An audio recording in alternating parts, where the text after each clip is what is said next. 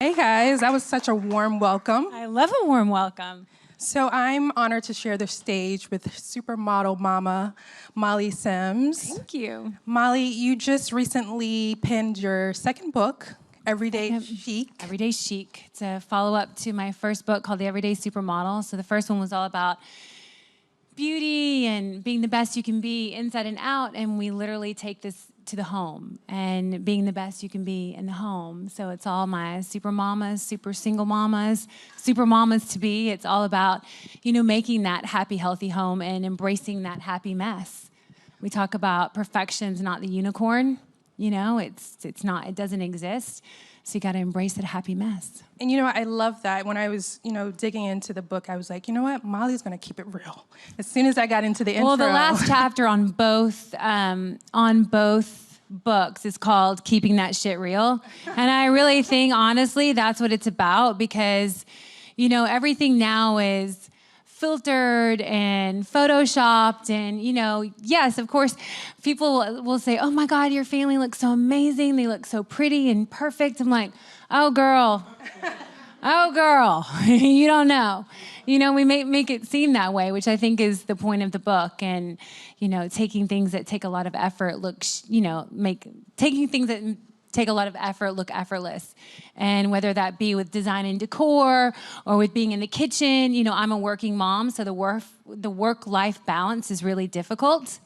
And so it's all about tips and tricks to, really streamline, get you organized so you can really enjoy the happy mess. Because at the end of the day, if you don't enjoy what you're doing and you don't enjoy your family and taking those steps, it's not, I don't know, I don't want to look back and feel like I've missed it, So we talk a little bit about like, especially in the everyday, making that happen chapter, we talk about, getting to do something as opposed to I have to do something. I have to go to the gym. I get to go to the gym. Just like, rewiring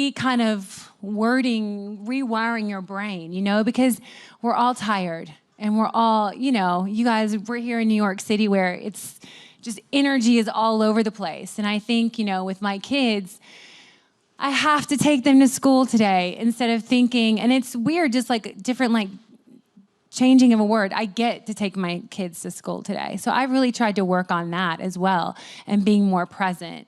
And I love writing this book. It's been 5 years of my life, and I really mean that.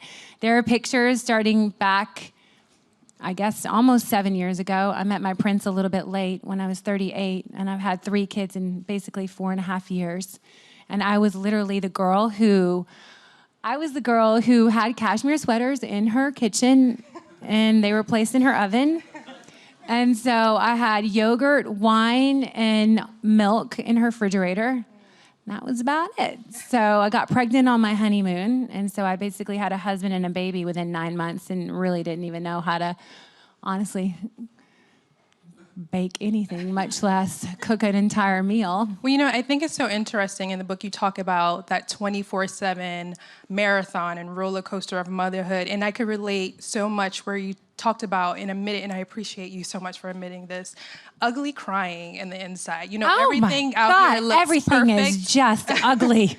It might seem like it is perfect, and there is ugliness going on. Yeah, it was really hard. I'm not gonna lie. Like, I'd spent so much of my life, I hate to say this, but like, what is my hair? What is my makeup? What am I wearing? Like, so much of the focus was so external, and it was always, how do I look instead of how do I feel?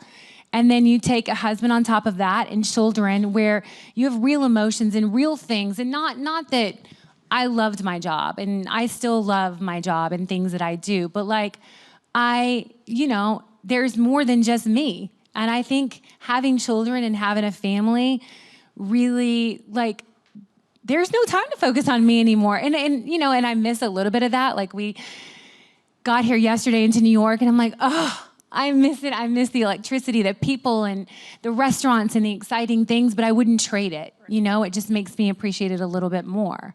But it's a marathon, and I have to take my moments with my family, and I have to really sometimes dig deep. And I have this saying where I work hard and I play hard. I'm from Kentucky, so go big or go home. Sports are like big, and like, I play hard, but I work hard.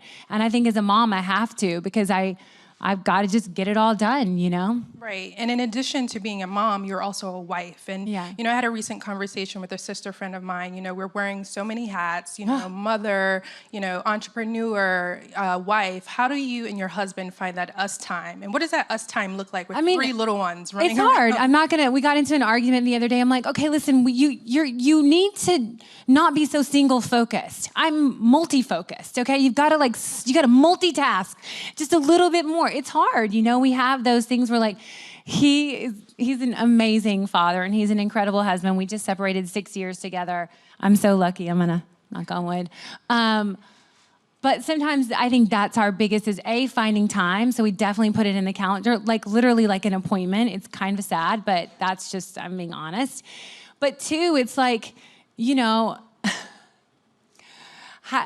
it's just hard. He goes to work and he does one thing. I go to work and I do 9 things. We're talking the breakfast, the lunch, the school lunches, the pickup. My kids are so little that I did pickup 3 times and it was only 2:00, 8:40, 11:40, 2:40, back and forth. And that has nothing to do with my little gray. My little boy is 9 months old today. And he got 2 teeth. He did. I know. I'm so excited. And then, but it's hard. It's hard to find that me time. It's really hard to find that us time. But I try, and I think it's weird. The more I kind of invest a little bit more into that and myself, just a little bit, I'm happier too. I don't feel like I've not taken off my pajamas and it's 2:00 in the afternoon, you know? Because you kind of get into a rut when you first have a baby. You're like, oh, I'll just keep those pajamas on. Literally, my husband's assistant came over in the morning at 7:00, and I think at 4:00 I was just still in the same outfit. You know what I mean? I just hadn't left.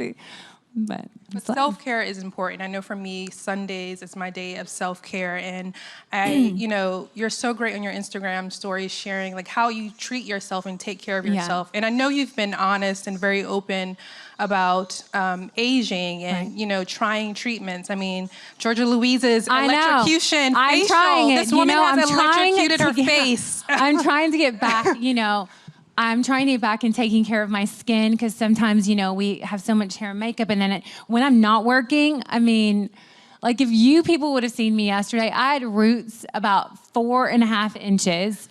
I don't think I'd done my eyebrows. It was I landed, I'm doing everything. I did hair color. But, it's hard. You have to take care of yourself. And I think the more that I do those little things, whether it be, I hadn't had a facial and one time I went 8 months, 10 months. I'll do things at home, like little masks or a clay mask or whatever. But I actually got electrocuted. I'm I love this. This is amazing. Electrocute me more. Will it do more? But is there anything that you absolutely won't do, or is there anything that you've tried and you're I shouldn't have done that? The only thing I've done is Botox, everyone talks about, they will tell you they haven't done anything. They have, but and a lot. But honestly, I've done it here. That's the only thing I've done. I've never done fillers or anything. I've done a peel.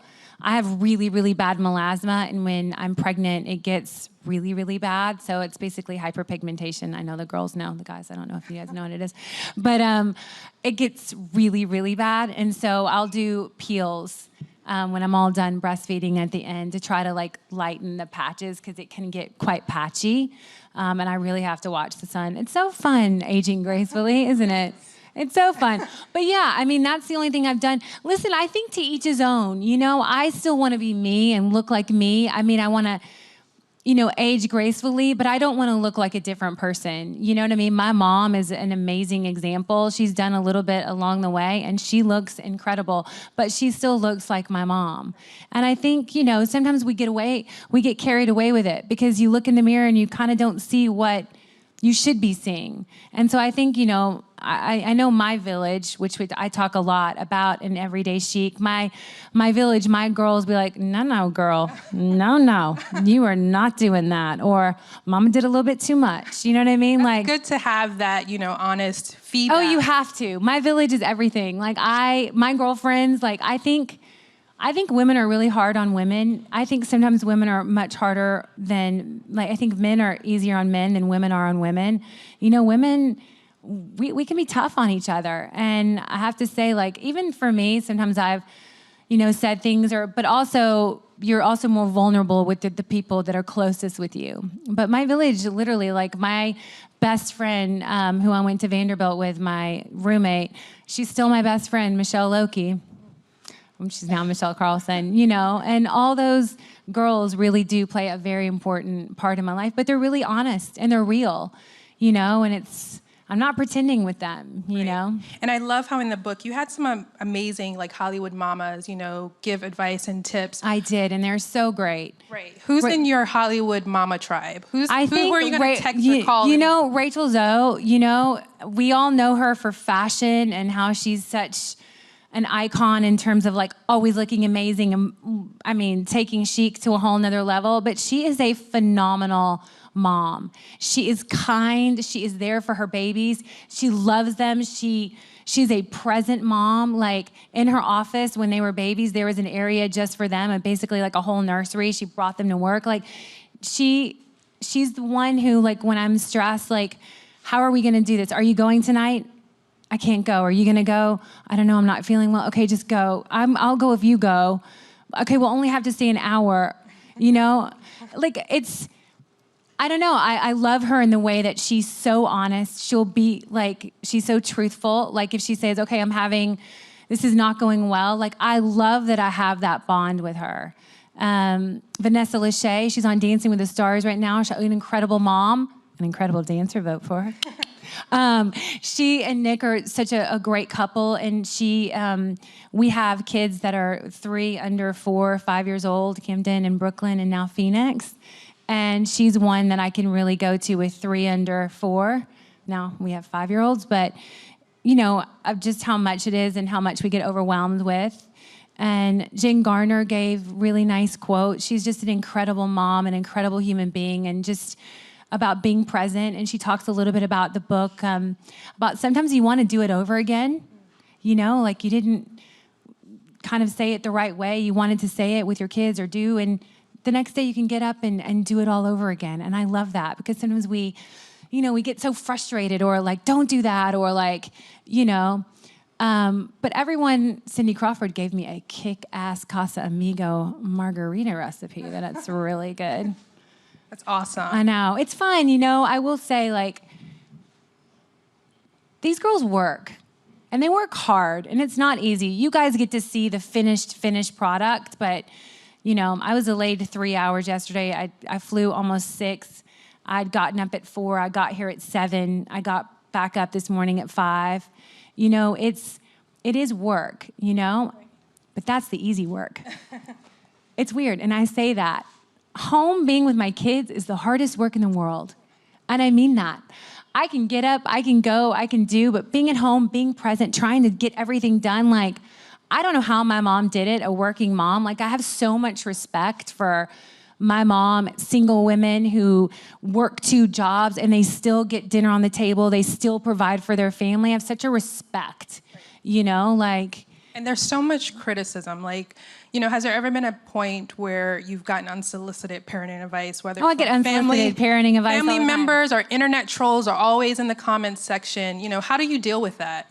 Oh, you still haven't lost your weight. I gained 84 pounds during my first pregnancy. I didn't know I had a thyroid problem, and I didn't know I was sick, because when you're pregnant, you're always tired, and of course you're gaining weight because you're pregnant. But then 4 months later, it never came off, and I literally could barely get my head off the pillow. People are like, oh, you're so fat. Why can't you lose your weight? Did you decide to eat again? People are mean, or breastfeeding or not breastfeeding. I had a very hard time breastfeeding with all my children. My first boy was born with a tooth, and he was like a vampire. And I thought, on the second one, it's going to be, better. I slowly breastfed her for only 9 days and supplemented for 6. So, it's very hard, going through fertility. I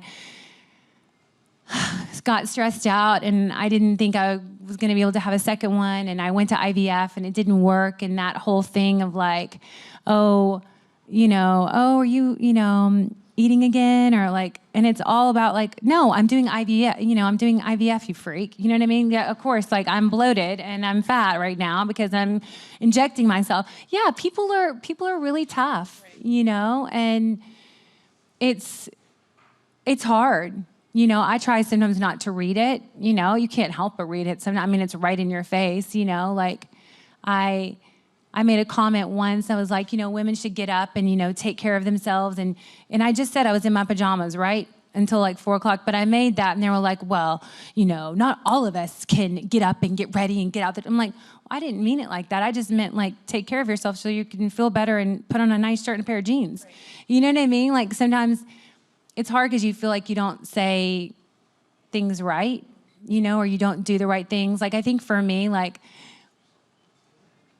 the carrier, when you have a baby, you have these like carriers, whether it be a baby Bjorn or an ergo baby, and there's a right way to wear them and a wrong way to wear them, but they're really effing hard, okay, people? Like when you got a 19-pound baby screaming, crying, whether he's this high, this low, like it's hard.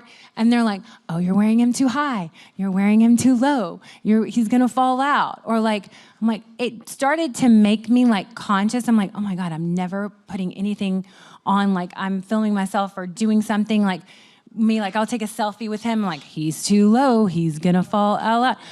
Like that thing, I mean, like starts to make you paranoid. You know what I mean? Like, and you brought up your friend Cindy Crawford, who I love and I respect her so much. And, a lot of people have been giving her flack for, they claim that she's been thrusting her kids into this, in the fashion industry as supermodels.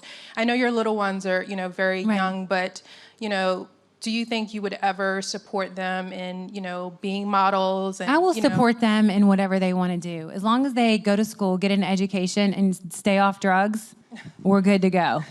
You know what I mean? Like, I mean that. Cindy's an amazing mom. She's an incredible person. And Kaya, she's, that's what she wants to do. And her mom is there with her along the way in London, Paris, Milan, everywhere. So, again, she's backing her daughter, and the whole family is backing them. And that's what I love about them. And that's what I love about my tribe of 5. Like, I will back my tribe of 5, Listen, it's a very hard industry. I'm not going to lie.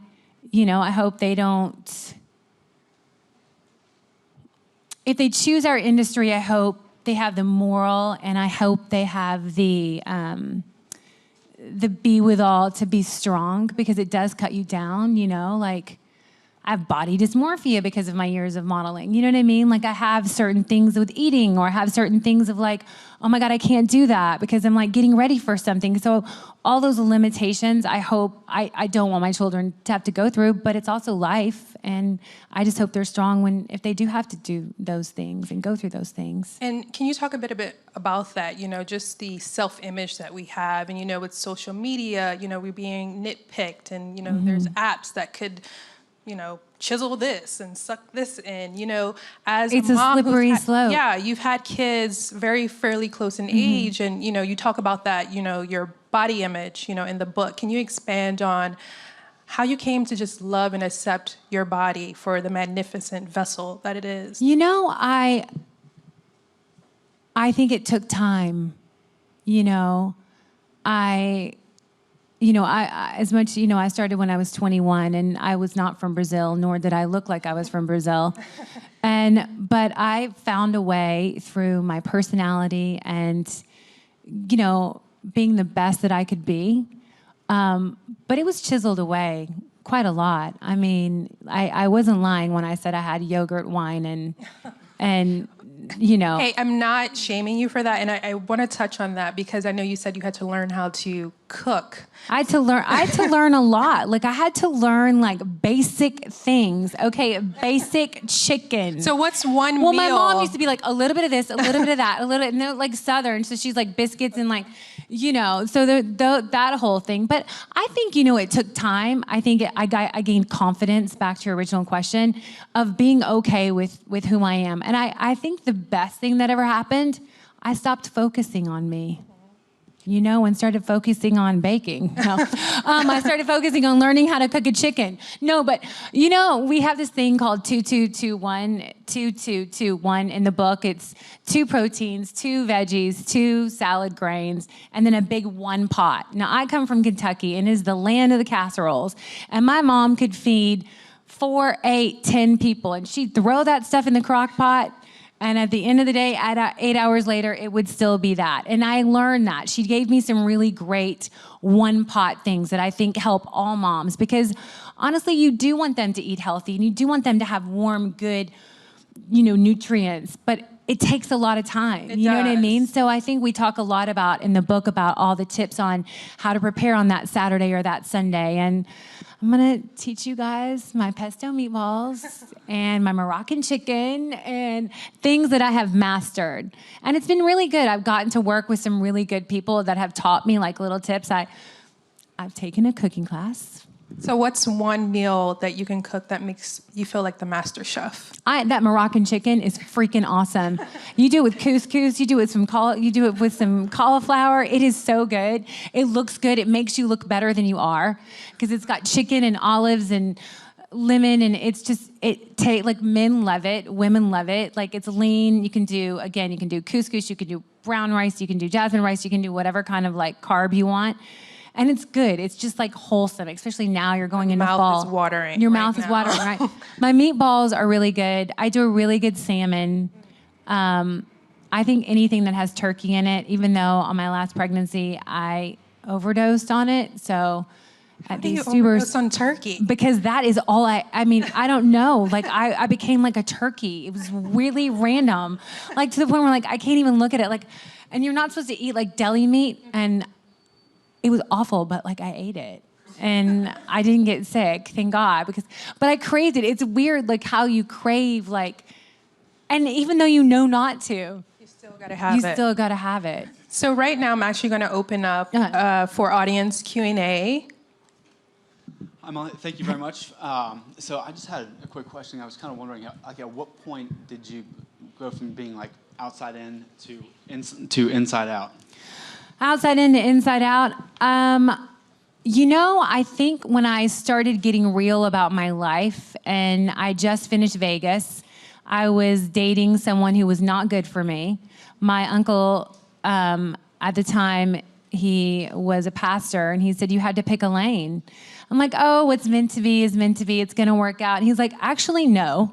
That's in your mind, and that's great that you keep telling yourself that, but you actually have to pick a lane. And as much as I didn't want to stop working in that way, I really had to focus on inside out. And I mean that. I mean, what do I want? And I remember, seeing models and who they would have these families.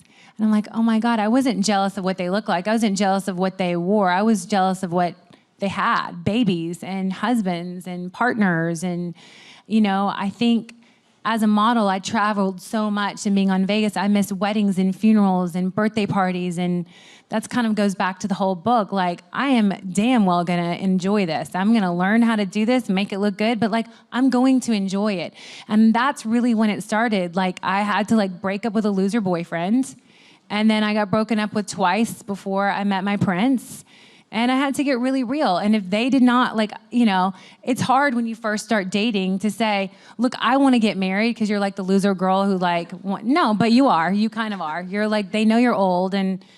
But that's what I wanted. Like when I first met my husband, like we met in a very different way through work. But he was like, oh, what's going on? And I was like, and I actually said, I'm like, I have to pick a lane. I know what I want. And that's an honest truth in terms of like really digging deep. And, I had to say no to a lot of work, and I had to like not be codependent and not, in our work and our life, and we never know what we're gonna do. Like, I don't really know what I'm gonna do on Friday. I mean, I know this Friday because I'm on a book tour, but normally some days I have no idea what I'm doing. It's freelance. You're 99% confirmed until you're not. You know what I mean? Like you don't know what you're gonna do. And so I think when you're with someone, just having that consistency, it's it's nice, even if it's the wrong consistency, and I think sometimes when models date these guys, they're only dating them because they're lonely and they're there. And I've been lucky. I dated some really good guys. I mean, some not so good, but that's another story.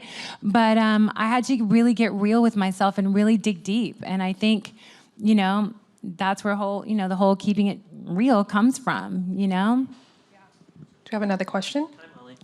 So obviously I'm not a mom, but I still think your book can help me because the last time I threw a party, my friends had to drag me back into the living room because I was mopping underneath their feet. Okay, listen, enjoy your own party. I'm going to give you a piece of advice. Enjoy your own party. I was you, and now I'm not. And now I look like this when I'm throwing a party. No, I don't. You have to enjoy it. Nobody gives a shit if that floor is mopped. I'm telling you, set out waste baskets, and do yourself bar, like pre-open the wine, pre-open the beer, do what people like. Alcohol, that's what they like. Nuts, guacamole, nachos. I have an awesome a no-fill nacho recipe in there. It's about friends and getting together and It's not about if the floor is mopped. I mean, yeah, do that before they come. But once they come, no, enjoy your own party. Get a good playlist. Or we do games, game night or Citizens of Humanity or really bad charades. I'm terrible at it, which makes it amazing.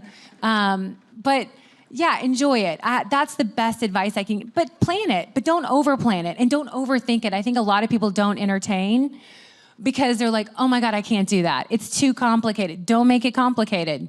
Order takeout and put it on some really good plates. You know what I mean? You don't have to spend a lot of money. You don't need flowers no. I mean, it looks good, yeah, but, theme it out. What do you want? You want a Moscow Mule? Come on. Okay, we have time for one more question. Hi, Molly. Hi. Thank you for being here. So you talked a lot before about people's expectations and, aging gracefully and stuff. What is one thing that you'd like to tell maybe your younger self who's a little more consumed with perfection and... Oh, my God. Don't worry. Any young woman. It's all going to work out. I think, my mom used to, now you know how you become your mom. Don't worry about that. It's never going to happen. All the worrying in the world won't change it. And I really mean that.